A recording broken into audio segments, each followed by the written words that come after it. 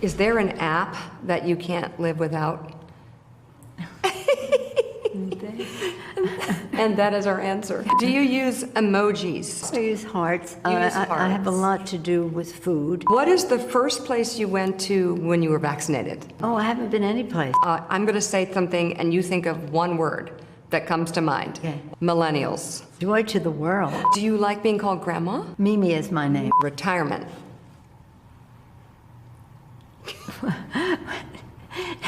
What's that? Exactly. Some rapid fire questions I did with Nancy Pelosi at the end of our interview. She was so much fun. She was so genuine.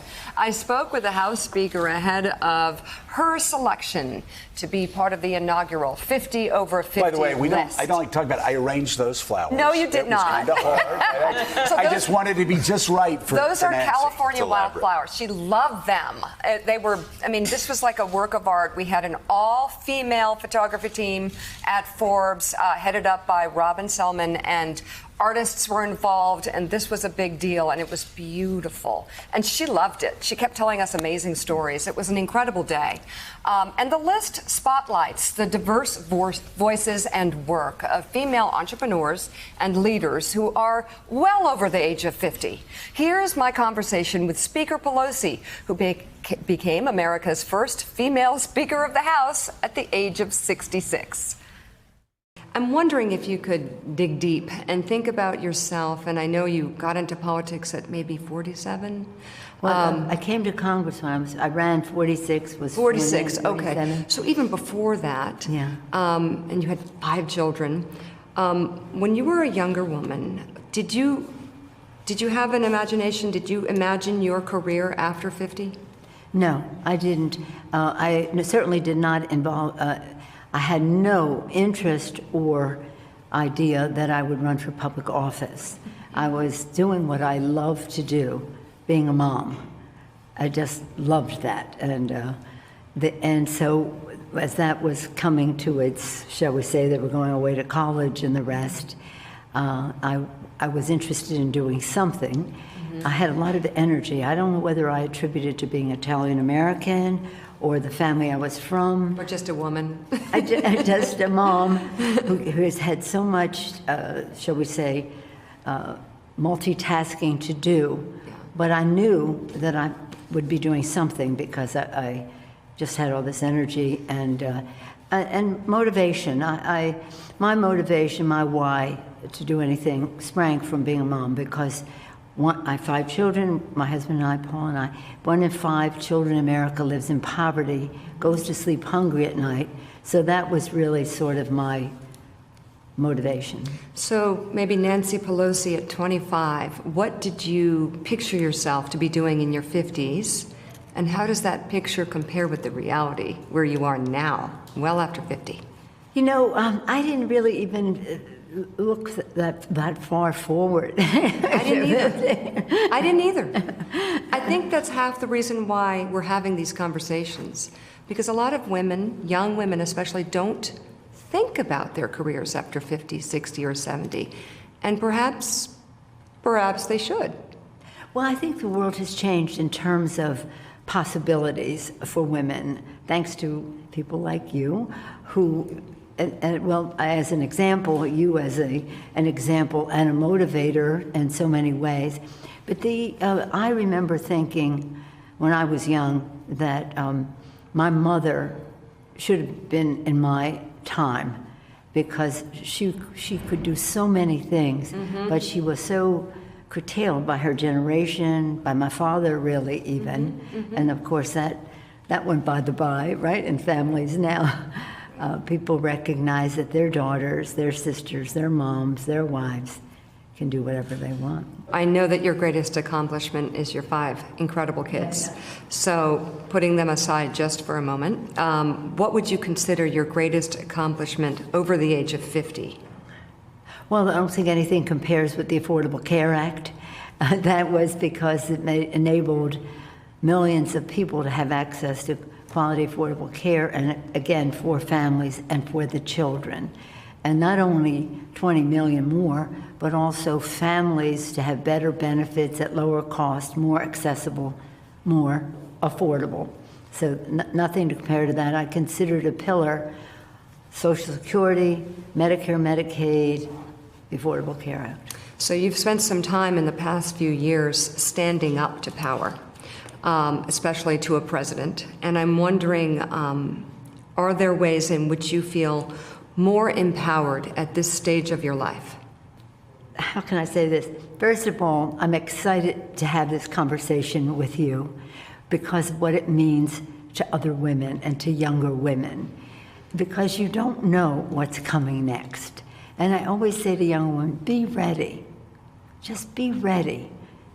Take inventory of who you are, what you have inside of you, and what you have done. Give yourself a gold star for being the unique person that you are. And so when the challenge is there, you'll be ready. And of course, little did we know that the challenge would be such a horrible devastation to our country, but nonetheless, I was ready. You were ready, and you stepped right up. And that's a great message for young women who kind of feel like, oh, what am I doing? I feel like my career is stalling, or I'm not doing enough. Every day of your life, you're practicing for that moment where you may need to be ready. Well, it's true. And I always say to people, know your why. Know why you are following the career that you are, or the pursuit that you may have in the community, whether it's education, saving the planet, social and economic justice, and whatever it happens to be. Know your why, know your what, know about it, so that people will ask your opinion and respect your judgment because you know about it. And then show people how you would get things done. Your why, your what, your how.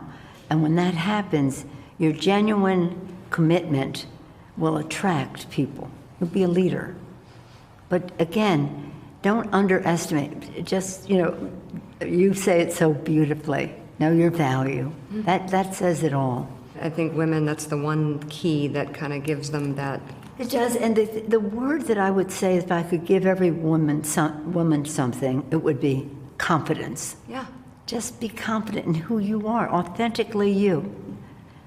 So I'm wondering if there was a moment in your career after it started, the political career, where you might have given up or almost gave up, and what that was? No, I didn't have a moment of giving up because my expectations were not, whatever I was doing at the time was what I was there to do. It was valuable. It was valuable. And so I hope that doesn't sound overconfident about things.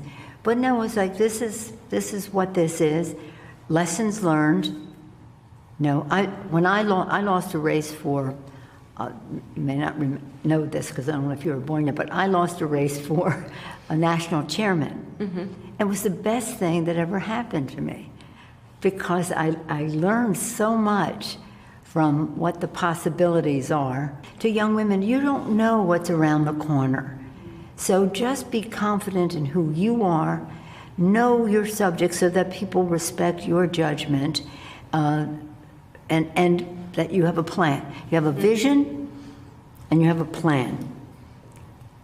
You will succeed. What is your message for women in their 20s and 30s who feel that they're in a rush, that they have a lot to get done? They need to have kids, they need to keep their career on track. What do you say to those women who feel so rushed? Well, my first message to them always is be yourself. Just be yourself. Take stock of who you are and then understand this. You're going to do the best you can. It's not always the best you know how, because you won't control all the factors of it. But don't make any judgment about yourself because you didn't do the best you knew how. But what about to the women starting out in their 20s and 30s who feel like they have to get everything accomplished now? The timing of life's timing is a gift that we all receive. Women just have to make their decisions. Decisions are the most liberating acts you can make. You decide I'm going to start my family, or decide I'm going to go start my career and then come back to that. It's hard to do both at once. Yeah, but it's very possible. I have 4 daughters who are professionals. They had their families and their careers at the same time, but that was their decision. And don't worry, here's, I guess, my simpler message would be, your path is your path. Don't worry about following somebody else's path. What it will have its own natural tempo, and it's challenging. You know, it is challenging to multitask all the time with family and the rest. People tell me that's the hardest thing for them, is how do they allocate their time. I love the fact that this list really tells young women that there is a long runway for you, and life can interrupt your career, and your career can interrupt your life, and it's okay. It's okay, and all of these interruptions are enhancements. That's right. So see it as an opportunity and as a plus. Now, they asked me if I ruled the world, what one thing would I do? Mm-hmm. If I ruled the world, I would educate girls and women in the whole world, because nothing is more important than the full involvement of women in decision-making in our society, whether it's a governmental, education, military, corporate America, or the world, than to have women involved. So my message to young women would be, know your power, be confident, and understand that nothing is more important than you fulfilling your role, whatever that may be. And for politics, nothing is more wholesome than the increased participation and leadership of women in government and in politics. So when you're thinking about whether you should do this or not, know that it is necessary that you do it. Speaker Nancy Pelosi, and I just have to say that was the most inspirational interview I've ever done. She was amazing, and the story does not end here. Tomorrow, we're going to tell you what's next for 50 over 50, along with Forbes.